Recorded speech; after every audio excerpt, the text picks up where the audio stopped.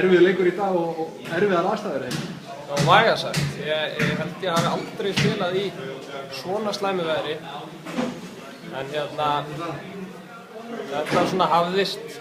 Við vildum spila fyrst við vorum komnir hingað og það var ekki mikill fótbolti.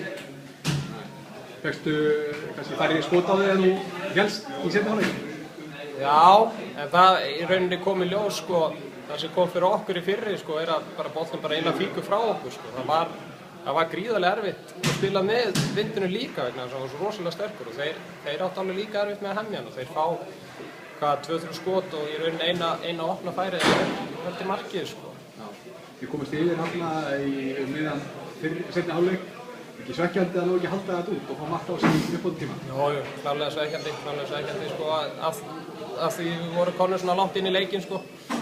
En eitt stig ágætt og við skoðum leikinn í heild, þá verðum við bara verið sátt við það og tökum það með okkur bara.